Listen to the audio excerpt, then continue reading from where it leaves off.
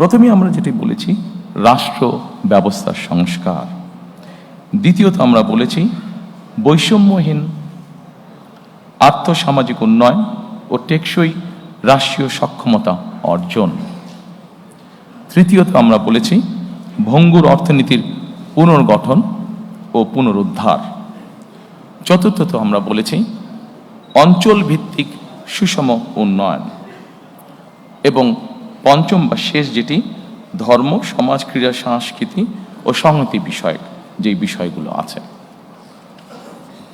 এখন আমরা প্রথমেই চলে আসি রাষ্ট্র ব্যবস্থার সংস্কার।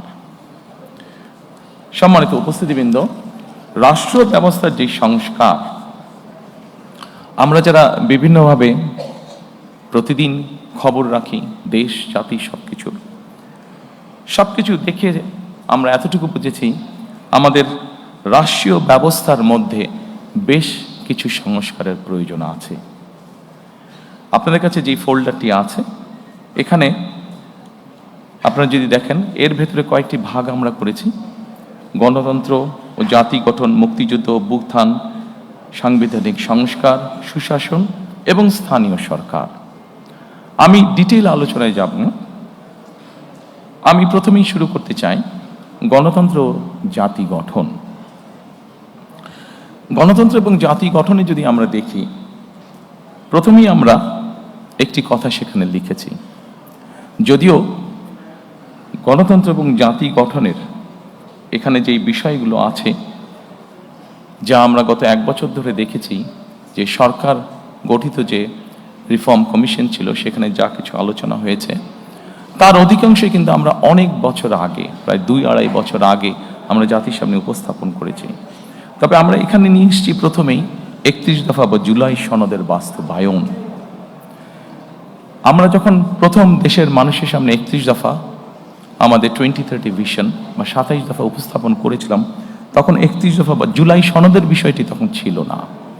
যেহেতু এটি আমাদের জাতির জন্য সবকিছু মিলে একটি অত্যন্ত জরুরি বিষয়, সেজন্য এটিকে আমরা সামনে নিয়ে এসেছি। কাজে আমাদের জাতি গঠন এবং গণতন্ত্রের ভিত্তিকে যদি আমাদের শক্তিশালী করতে হয়, আমরা বিশ্বাস করি যে 31 দফা এবং জুলাই সনদের যেটি আছে সেটিকে অবশ্যই আমরা বাস্তবায়ন করব। কারণ জুলাই সনদের যে মেইন বিষয়গুলো আছে সেগুলোর সাথে আমাদের 31 দফার অনেক কিছুর মিল আছে, যা আমরা অনেক আগেই জাতির সামনে উপস্থাপন করেছিলাম। সম্মানিত উপস্থিতিবৃন্দ, অবশ্যই আমরা জানি 2024 সালে যে গণ অভ্যুত্থান হয়েছে, সেই গণ অভ্যুত্থান হয়েছিল ফ্যাসিবাদের বিরুদ্ধে, এবং এই মুহূর্তে আমরা বাংলাদেশের যে কোনো প্রান্তরে যে কোনো মানুষের সাথে যদি কথা বলি, যারা গণতন্ত্রে বিশ্বাস করে, যারা দেশের স্বাধীনতা সার্বভৌমত্বে বিশ্বাস করে, এরকম জ্ঞানসম্পন্ন যে কোনো মানুষের সাথে করি, প্রত্যেকটি মানুষ এক বাক্যে বলবে যে অবশ্যই আমরা ফ্যাসিবাদের পুনরাবৃত্তি চাই না। এবং যেহেতু আমরা ফ্যাসিবাদের পুনরাবৃত্তি চাই না, দলমত নির্বিশেষে প্রত্যেকটি মানুষ এই কথা বলবে, সেজন্যই আমরা এটিকে গুরুত্ব আরোপ করেছি।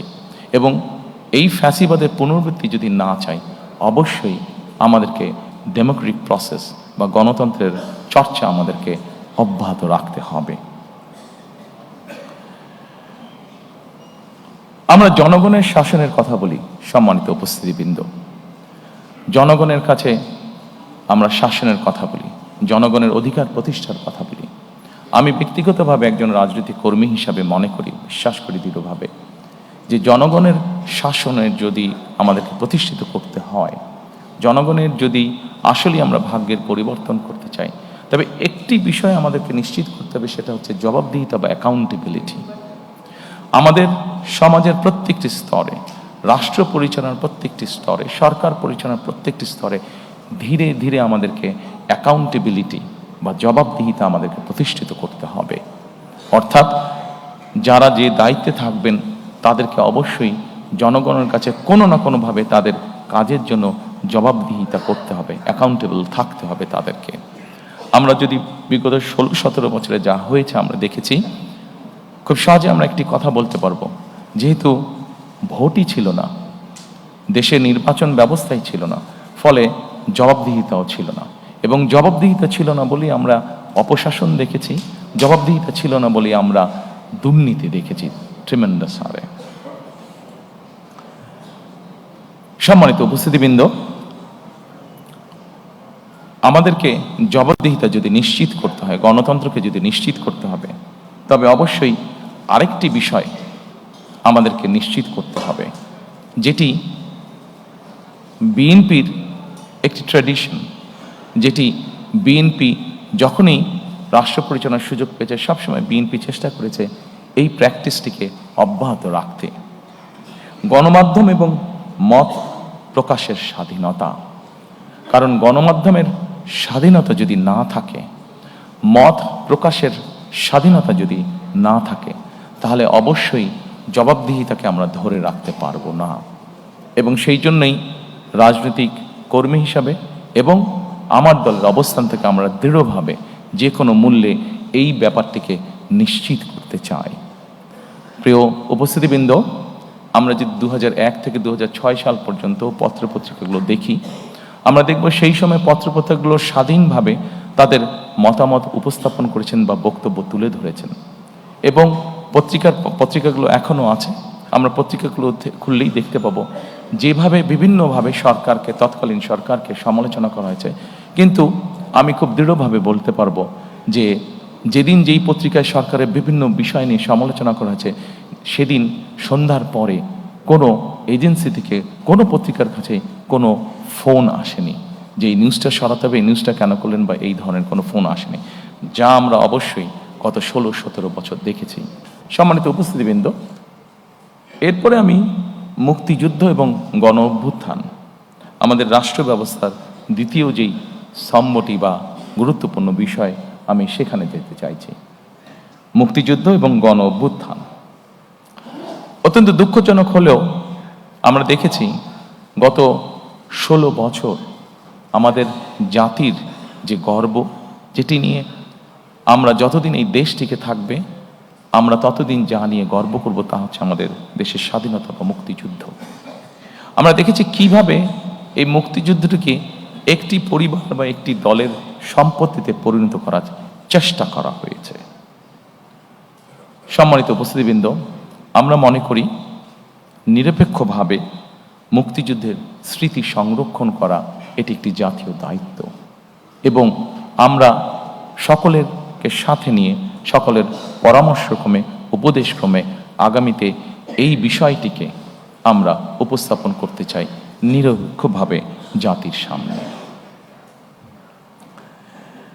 এরপরে আরেকটি গুরুত্বপূর্ণ বিষয়ের দিকে আমরা নজর দিতে চাই। গণ অভ্যুত্থানের শহীদ পরিবার ও যোদ্ধাদের কল্যাণার্থে আমরা এর ভিতরেই এটি বলেছি যে মুক্তিযোদ্ধা মন্ত্রণালয়ের মধ্যে আমরা একটি ডিপার্টমেন্ট তৈরি করতে চাই, যেটির কাজ হবে 2024 সালে যে গণ অভ্যুত্থান হয়েছে এবং বিগত 16 বছর ধরে গণতন্ত্র পুনরুদ্ধারের আন্দোলনে বহু মানুষ যারা খুন গুম শিকার হয়েছেন, যারা বিভিন্নভাবে নির্যাতিত হয়েছেন, এই মানুষগুলোকে আমরা কিভাবে সহযোগিতা করতে পারি, কিভাবে এদের পাশে দাঁড়ানো যায়, সেই ব্যাপারে আমাদের একটি পরিকল্পনা রয়েছে আলাদা একটি ডিপার্টমেন্ট তৈরি করার মাধ্যমে। সম্মানিত উপস্থিতিবৃন্দ, আন্দোলনের সময় যারা শহীদ হয়েছেন, আমাদের একটি পরিকল্পনা রয়েছে সেই শহীদরা, তাদের বিভিন্ন এলাকা আছে যারা যেই এলাকার স্বাভাবিকভাবে দেশ সামনের দিকে এগিয়ে নিয়ে যাবে। মানুষের প্রয়োজনে আমরা হাসপাতাল তৈরি করব, দেশের ভবিষ্যৎ প্রজন্মদের শিক্ষার জন্য আমরা শিক্ষা প্রতিষ্ঠান তৈরি করব ইনশাআল্লাহ। আমরা মানুষের যোগাযোগ ব্যবস্থা উন্নয়নের জন্য আমরা যোগাযোগ ব্যবস্থাকে উন্নয়ন করব, ব্রিজ, রাস্তাঘাট, বড় রাস্তাঘাট নির্মাণের মাধ্যমে।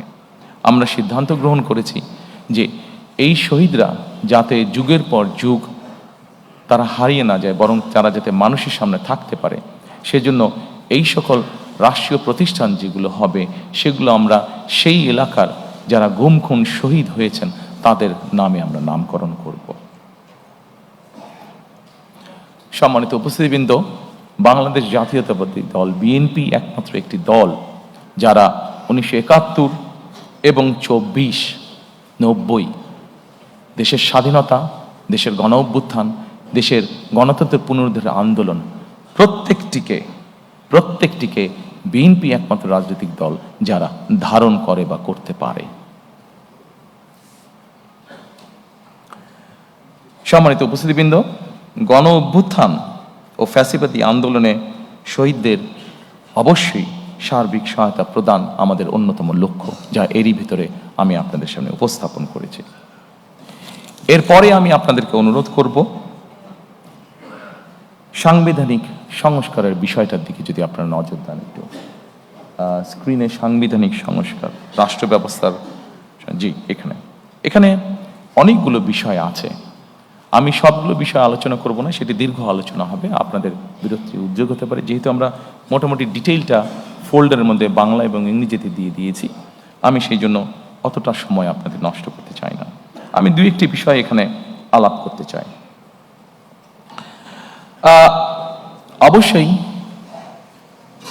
শহীদ রাষ্ট্রপতি জিয়াউর রহমান যখন দেশ পরিচালনার দায়িত্ব পান, যেহেতু আমাদের দেশের অধিকাংশ মানুষ মুসলমান, আমরা সংবিধানে সেই জন্য বিসমিল্লাহির রহমানির রহিম এবং আল্লাহর উপরে, সর্বশক্তিমান আল্লাহর প্রতি পূর্ণ আস্থা ও বিশ্বাস, এই কথাটি সংযোজন করেছিলেন। দুর্ভাগ্যবশত আমরা দেখেছি স্বৈরাচারের সময় সর্বশক্তিমান আল্লাহর প্রতি পূর্ণ আস্থা ও বিশ্বাস, এই কথাটিকে সরিয়ে দেওয়া হয়েছে। ইনশাল্লাহ 12 তারিখের নির্বাচনে বাংলাদেশের জনগণের সমর্থনে বিএনপি সরকার গঠনে সক্ষম হলে আমরা সংবিধানে সর্বশক্তিমান আল্লাহর প্রতি পূর্ণ আস্থা ও বিশ্বাস, এই রাষ্ট্র পরিচালনার মূলনীতি হিসাবে আমরা সংবিধানে এটিকে পুনঃস্থাপন করতে চাই।